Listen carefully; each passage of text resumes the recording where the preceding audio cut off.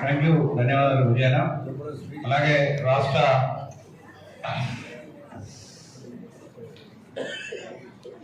మన ఉప్పరి సంఘం అధ్యక్షుడు శేఖరన్న గారిని, బీసీ జేఏసీ రాష్ట్ర నాయకులు శేఖరన్న గారిని మాట్లాడుతున్న కోరుతున్నాను. Thank you.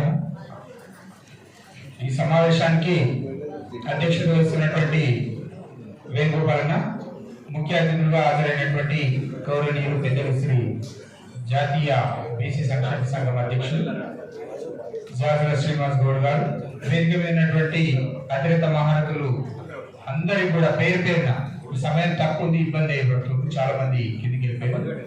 అందరికి వేదిక మీద ఉన్నటువంటి అన్ని కుల సంఘాల నాయకులకు, విచ్చేసినటువంటి ప్రత్యేకంగా మాతలకు, అన్నలకు, తమ్ముళ్ళు, విద్యార్థులకు అందరికీ కూడా నమస్కారాలు తెలియజేస్తూ,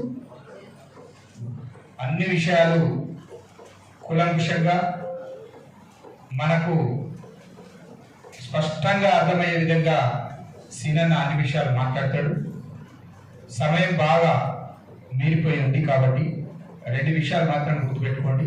నా వంతుగా మాట్లాడాలి కాబట్టి 2 విషయాలు చెప్తాను. నేను మాట్లాడాలంటే 2 గంటలు మాట్లాడతాను అనర్గలంగా, కానీ నేను 2 నిమిషాల్లో పూర్తి చేస్తా. ఒకటి, ఈ రాష్ట్రంలో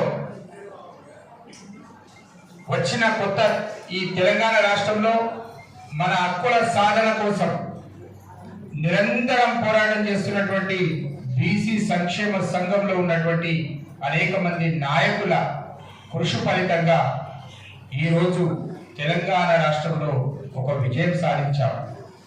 తెలంగాణ రాష్ట్రంలో మేము అధికారంలోకి వస్తే కులగణన చేపడతాం, సమగ్ర కులగణన చేపడతామని చెప్పేసి కాంగ్రెస్ పార్టీ మాట ఇవ్వడంతోనే ఆ రోజు ఈ తెలంగాణ రాష్ట్రంలో జాతుల శ్రీనివాస్ గౌడ్ గారు బీసీ జాతులకు మొత్తం కూడా పిలుపునిచ్చాడు.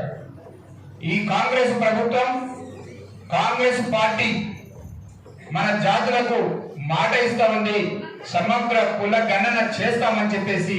కాబట్టి మన మద్దతు కాంగ్రెస్ అని చెప్పేసి ఒక పిలుపునివ్వడంతోనే ఈ రాష్ట్రంలో ఉన్నటువంటి బడుగు బలహీన వర్గాలు మొత్తం కూడా ఏకతాటి మీద వచ్చి కాంగ్రెస్ ప్రభుత్వాన్ని, పార్టీని బలపరిచి ఈరోజు ప్రభుత్వాన్ని గద్దెనెక్కించినటువంటి సందర్భంలో ఆ పార్టీ ఇప్పుడు వచ్చినటువంటి ముఖ్యమంత్రి గారు, గౌరవ ముఖ్యమంత్రి గారు అదే మాట మీద అసెంబ్లీలో తీర్మానం చేశారు. క్యాబినెట్ తీర్మానంతోనే బడ్జెట్ కేటాయించి కులగణన చేపడుతున్నామని చెప్పి స్పష్టమైనటువంటి ప్రకటన ఇచ్చి మనకు ఒక మంచి సంకేతం ఇచ్చారు. అయితే కాంగ్రెస్ ప్రభుత్వం ఒక ముందడుగు వేసేందుకు వచ్చిన ఆ తర్వాత వచ్చినటువంటి పార్లమెంట్ ఎన్నికలలో కూడా మద్దతు తెలిపేటువంటి సందర్భాన్ని కూడా మనం గుర్తు చేస్తా ఉన్నాం. ఇట్లాంటి సందర్భంలో కాంగ్రెస్ ప్రభుత్వం ఈ రాష్ట్రంలో అధికారంలోకి వచ్చిన తర్వాత మాట నిలుపుకోవడం కోసం చట్టసభలో ఒక నిర్ణయం తీసుకుంది. కాబట్టి ఆ మాట మీద నిలబడమని చెప్పేసి మనం గట్టిగా వాదిస్తా ఉన్నాం ఈరోజు.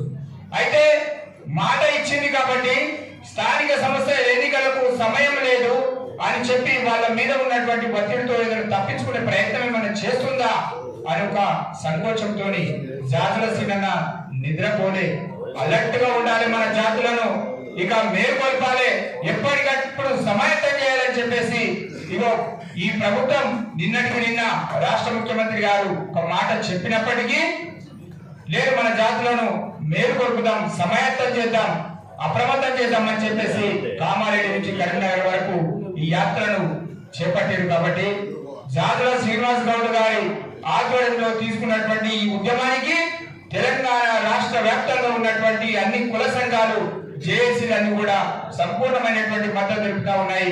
తెలంగాణ సగర సంఘం రాష్ట్ర కమిటీ సంపూర్ణమైనటువంటి మద్దతు తెలుపుతూ భవిష్యత్తులో వెంటనే ఈ ప్రభుత్వం కులగణన చేపట్టాలి, కులగణన చేపట్టిన తర్వాతనే స్థానిక సంస్థల ఎన్నికలకు పోవాలనేటువంటి డిమాండ్ను సాధించుకునే వరకు పరిపూర్ణంగా, సంపూర్ణంగా శ్రీనివాస్ గౌడ్ గారి పడి ఉంటామని చెప్పి హామీ ఇస్తూ ఈ అవకాశం కల్పించినటువంటి వేదికకు ధన్యవాదాలు.